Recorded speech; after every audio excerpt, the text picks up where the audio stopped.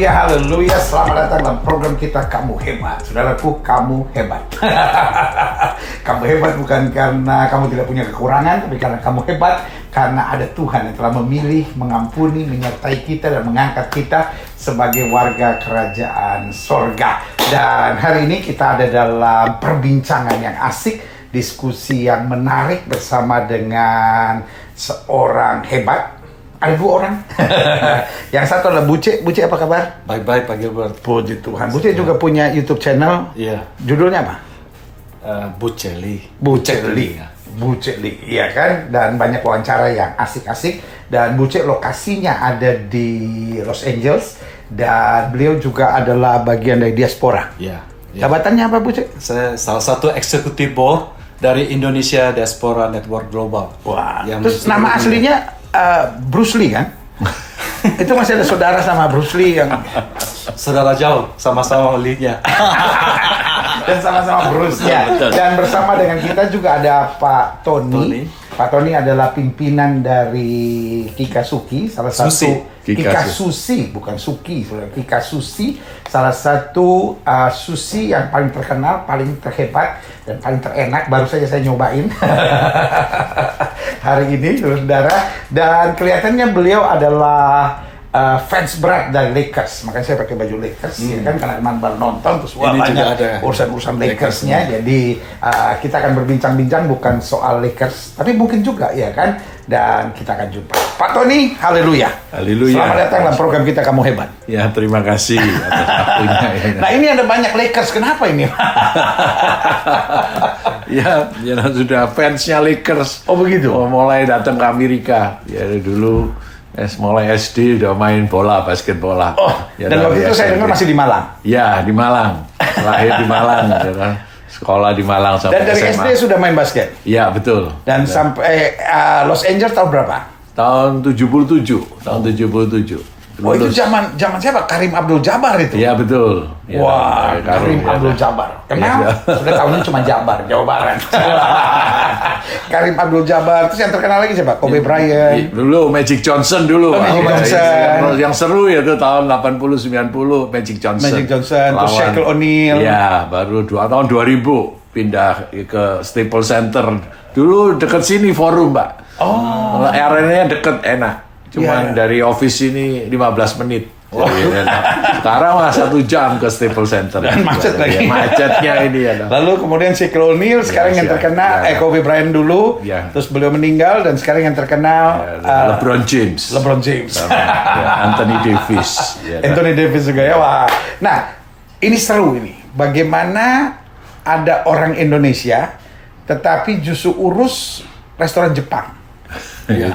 Itu namanya kesasar, diberkati Tuhan. Jalan-jalan orang itu lain-lain sendiri. Jadi Pak, orang yang diberkati Tuhan kesasar aja berkati. Amin. Loh, Bapak latar belakangnya studinya memang soal makanan? Enggak, saya dari sekolah studinya chemical engineering, kimia teknik. Ya tahu sekolahnya lulus. Jadi tahun 77 itu sekolah. Datang untuk sekolah? Iya, betul. Belum ada pikiran bisnis? Belum. Jadi usia berapa waktu itu? Waktu usia 20. Waduh, kalau main basket masih mantap. Iya. Sekarang udah nggak bisa. Nah, lalu gimana? Sekolah sampai lulus? Iya, sekolah lulus bachelor degree dari UC Berkeley. Oh, Berkeley. Ya, terus ngambil master di Caltech di Pasadena, Pak. California. Sudah itu, waktu di Caltech saya tinggal serumah sama Pak Daniel sama Pak Iwan. Dan nanti bakalan jadi partner bisnis makanan ini, Pak. Jadi tadinya masih mahasiswa. Mahasiswa. Mikir gimana caranya supaya stay di Amerika. Iya, mereka. Jadi itu. Malas balik itu ya. Betul. Jadi sesudah lulus saya kerja di National Semiconductor. Bikin chip. Sekarang udah luar biasa lah. Di zaman dulu masih 64K, ini sekarang 64 gig. Udah 1 tera, udah macam-macam. Waduh. Ya itu dapat green card dari situ, Pak. Jadi disponsori. Iya, disponsori di situ.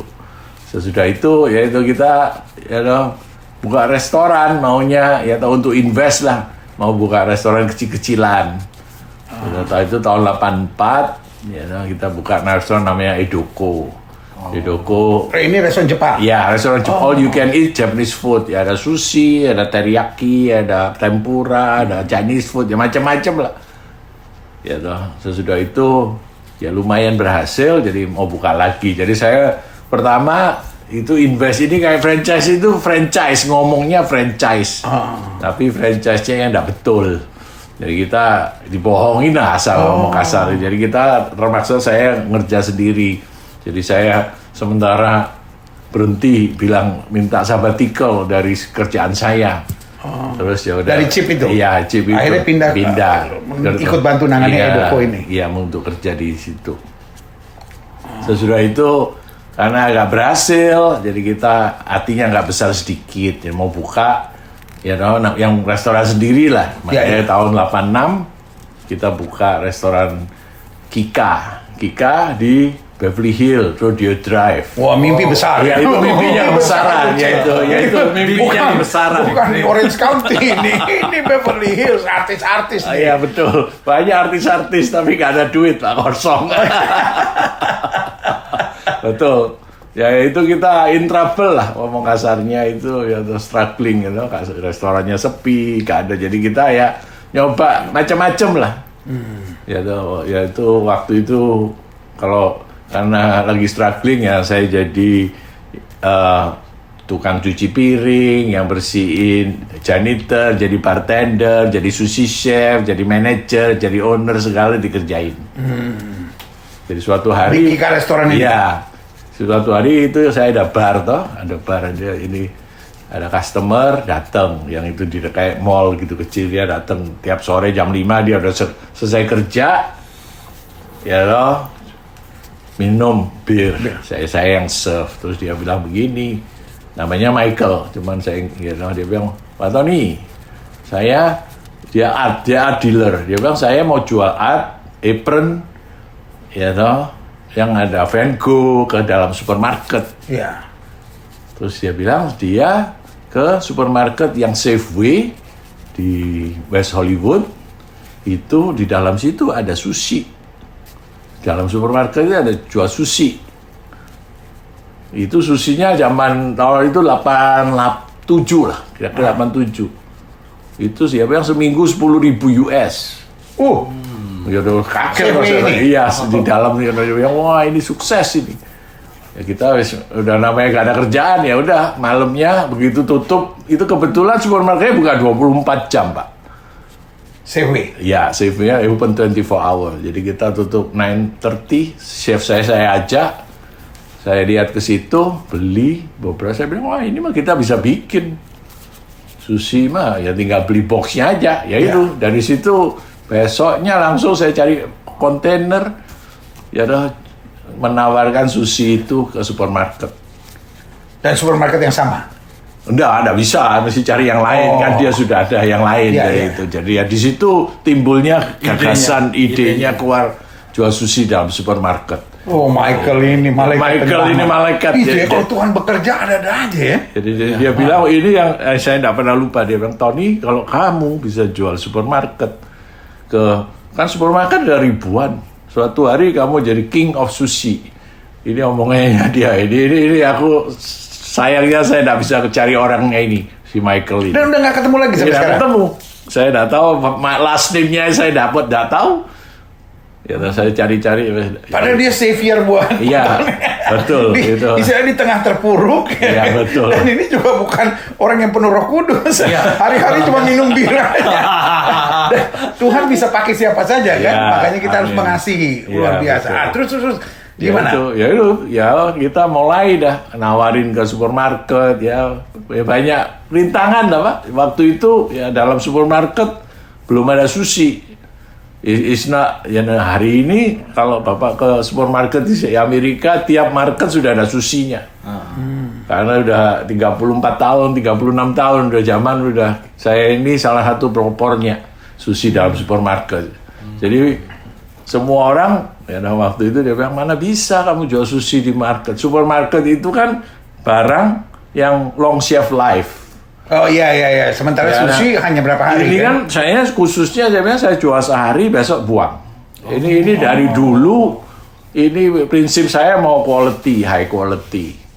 Sushi. Jadi cuma sehari? Iya, jadi sushi itu semua sehari, besok buang. Jadi Bapak masukin pagi, Iya, malam besok buang? dibuang, ya malam dibuang, besok diambil. Jadi kita titip gitu. Ya ini struggling a lot. Jadi kita di situ ya tidak gampang, Pak. Jadi itu ya diberkati Tuhannya ya. Saya ini orangnya ulet lah, kerjanya keras ya toh. Ya itu salah satu diberkati Tuhan juga. Jadi kasih jalannya itu yang jadi kita dikasih sushi chef di dalam market.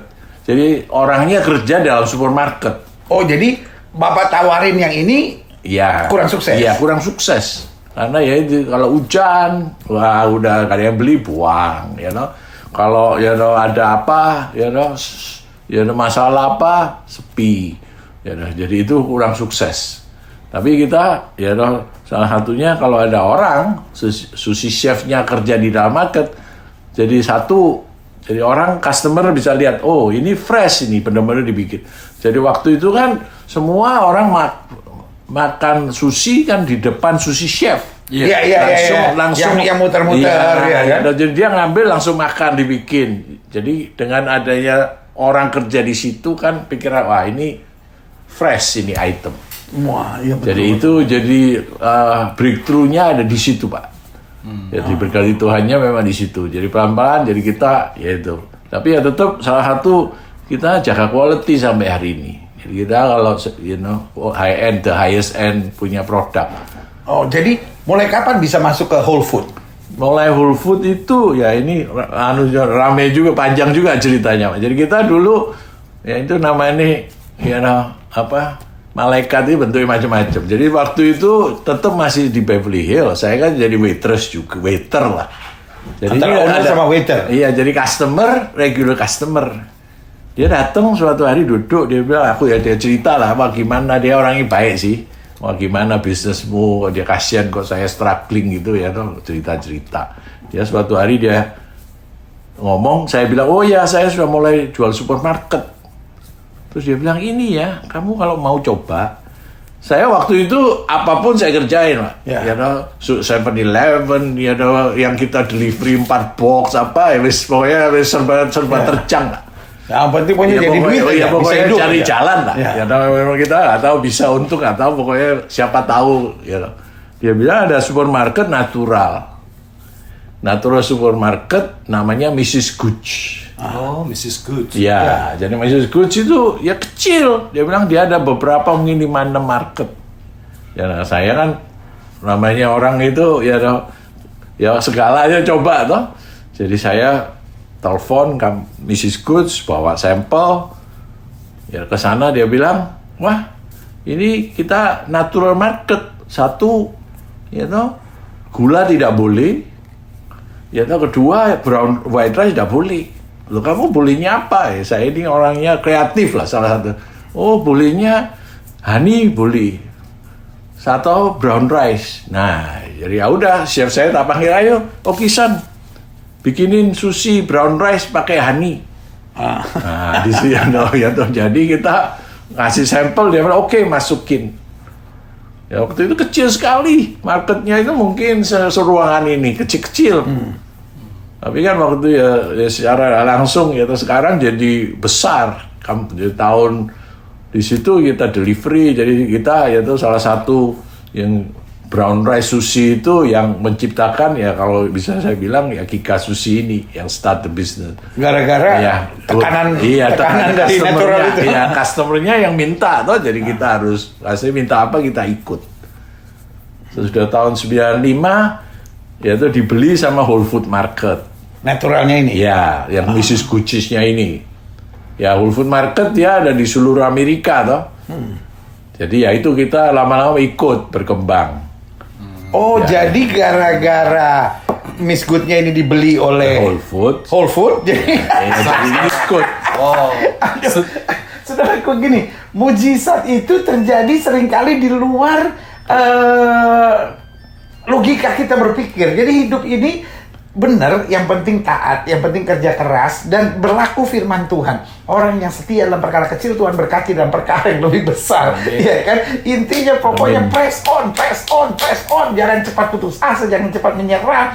Orang sukses bukan sekedar orang yang sempurna, tetapi orang yang mau terus berjuang. Ini asik, ini asik. Bayangkan ini di take over, yang untung yang lain. Terus asik ini, Pak. Ya itu, terus berapa 3-4 tahun lalu ya Mrs. Good sekarang dibeli Amazon. Whole Food-nya jadi Amazon, sorry. Jadi sekarang ya udah, maksudnya duitnya kuat lah. Dulu ya, jadi sekarang masih Whole Food marketnya mau untungnya masih berkembang, tapi ya kompetisinya banyak, Pak. Ya, selalu itu. Ya, jadi Bapak sekarang kalau Whole Food kan ratusan kan dia punya cabang kan? Iya, ada. Dan hampir di seluruh Amerika kan? Iya. Jadi Bapak masuk di berapa? Ya, Whole Food-nya ada 500 lebih. Kita separuh lebih lah, 260 lokasi. Ya, kita ada bisnis di 40 states. Jadi sekarang restoran yang di Beverly Hills ya udah tutup lama itu, Pak. Jadi sekarang tinggal sushi tapi luar biasa. Iya, amin. Sampai Bapak bisa punya pabrik sendiri, tempat yang kita sekarang duduk ini. Ya. Lalu mempekerjakan berapa orang, Pak? Sekarang kira-kira 1.400 orang, Pak. Wah, ini judul kita berarti dari urus chip beralih ke sushi. Luar biasa. Jadi 1.400 karyawan. Ya, betul. Dan saya dengar juga ada cukup banyak orang Indonesia di sini. Ya, majority orang Indonesia. Jadi kita ya makanya bahasa Indonesia saya masih fasih, Pak. Tiap harinya ngomong agak Surabayaan nih. Iya, benar. Arema. Jowonya masih medok, Pak. Oh, gitu. Jadi berapa karyawan kira-kira? Ada 50%? Ya, hampir 40-50% orang Indo. Tadinya saya dengar lebih banyak. Ya, dulu udah 80% orang Indo. Tapi sekarang orang Indonesia udah banyak. Ya, karena orang Indo banyak udah retired. Sebagian tambah sukses ya tambah kan? sukses punya bisnis sendiri. Ya, wah, luar biasa. Nah, biasanya kan ada orang dua model. Ada yang ya udahlah saya udah sampai di sini. Tapi sebagian lagi bilang, oh enggak, saya masih punya mimpi. Apa kira-kira mimpi Bapak setelah ini? Ya kita ya mimpinya itu kadang-kadang saya apa yang di depan diberesin gitu loh ya, kadang-kadang ya itu nanti ya nggak mengerti nanti bisa apa ya, mimpi saya mah nggak terlalu besar ya, kalau nggak pernah mimpi punya bisnis kayak begini ya nggak pernah, cuman ya pokoknya apa satu-satu dikerjain dijalanin. Wow. Ya deh sampai hari ini ya apa yang bisa kita kerjakan nanti ya Tuhan mungkin kasih bimbingan yang lain ya nggak tahu, masih belum. Saudaraku, hidup ini jangan aneh-aneh, hidup ini jangan macam-macam.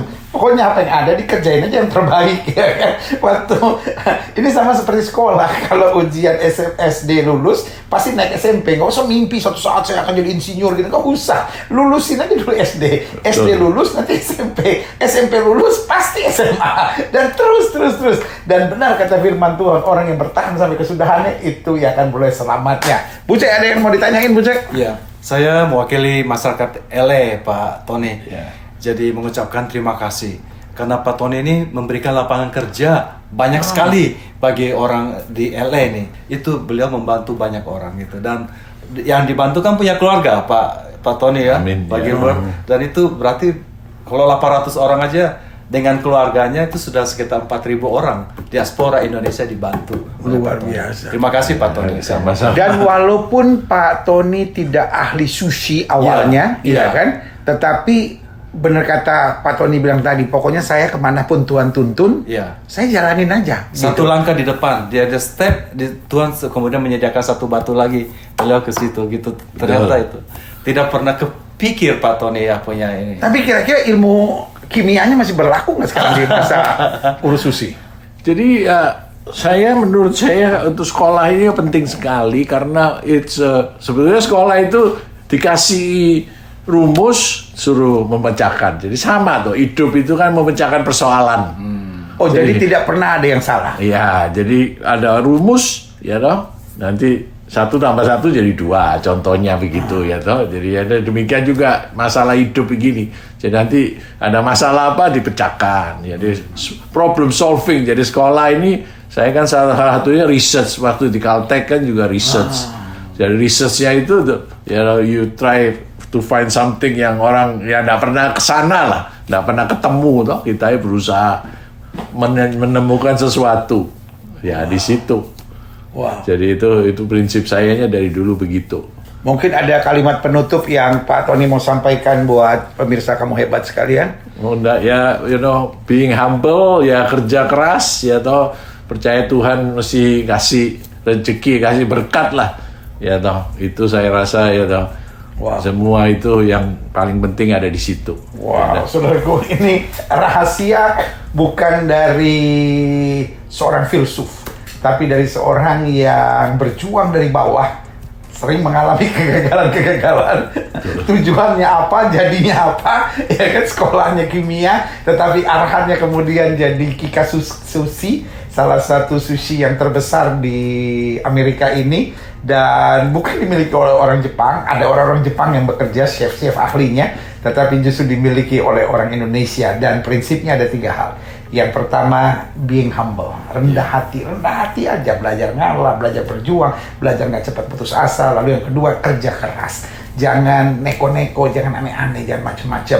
Lalu yang ketiga, percaya kepada Tuhan. Ini bukan ahli teologi, saudara yang ngomong, ini dari seorang yang berjuang dan ngerti betul kalau kita percaya Tuhan, sesuatu yang baik terjadi. Mungkin dari Bu C ada sesuatu? Jadi terima kasih Pak Tony udah berikan waktu untuk kami. Kami sangat bangga bahwa sushi yang paling besar di LA dimiliki oleh orang Indonesia. Amin. Dan sekarang bukan cuma di LA, sudah di 40 state. Ya, betul 40 state. Kanada juga biasa ada. itu. Ya. Wah, saudara yang kasih dalam Tuhan, saya harap bincang-bincang kita hari ini memberi semangat buat setiap saudara. Dari seorang anak muda biasa di Malang, lalu terbang ke Amerika untuk sekolah, lalu Tuhan melakukan perbuatan-perbuatan yang besar. Kalau Pak Tony bisa, Bu Cek bisa, saya percaya saudara juga bisa. Saya Gilbert Lumondong bersama dengan Bruce Lee dan Pak Tony di Inglewood, di pabrik dari Kika Sushi ini, mengingatkan buat setiap saudara, kamu hebat. Kamu hebat. Amin.